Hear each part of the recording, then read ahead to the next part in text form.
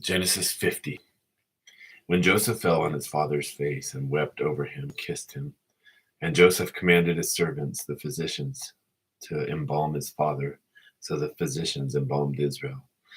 Now 40 days were required for it, for such is the period required for embalming, and the Egyptians wept for him 70 days. And when the days of mourning for him were past, Joseph spoke to the household of Pharaoh, saying, If now I have found favor in your sight, please speak to Pharaoh, saying, My father made me swear, saying, Behold, I am about to die. My grave, which I dug for myself in the land of Canaan, there you shall bury me. Now therefore, please let me go up and bury my father, and then I will return. And Pharaoh said, Go up and bury your father, as he made you swear. So Joseph went up to bury his father, and with him went all the servants of Pharaoh, the elders of the household, and all the elders of the land of Egypt. And all the household of Joseph and his brothers and his father's household, they left only their little ones and their flocks and their herds in the land of Goshen. There also went up with him both chariots and horsemen, and it was a very great company. When they came to the threshing floor of Atad, which is beyond the Jordan, they lamented there with a very great and sorrowful lamentation, and he observed 7 days mourning for his father. Now when the inhabitants of the land, the Canaanites, saw the mourning at the threshing floor of Atad, they said, This is a grievous mourning for the Egyptians.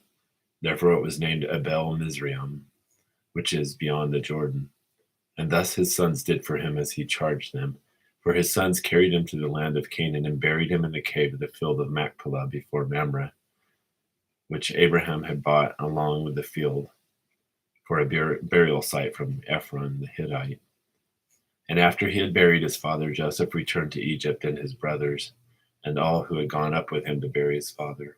When Joseph's brothers saw that their father was dead, they said, What if Joseph should bear a grudge against us and pay back in full for the wrong which we did to him?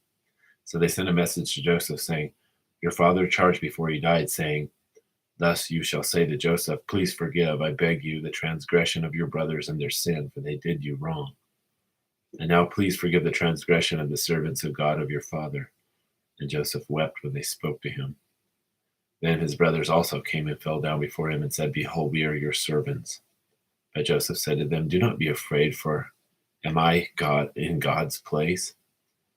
And as for you, you meant evil against me, but God meant it for good, in order to bring about his present result, to preserve many people alive.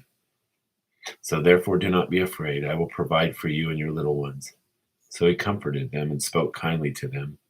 Now Joseph stayed in Egypt, and he and his father's household, and Joseph lived 110 years.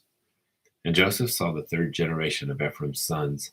Also the sons of Machir, the sons of Manasseh, were born on Joseph's knees. And Joseph said to his brothers, I am about to die, but God will surely take care of you and bring you up from this land to the land which he promised an oath to Abraham, to Isaac, and to Jacob. Then Joseph made the sons of Israel swear, saying, God will surely take care of you, and you shall carry my bones up from here. So Joseph died at the age of 110 years, and he was embalmed and placed in a coffin in Egypt.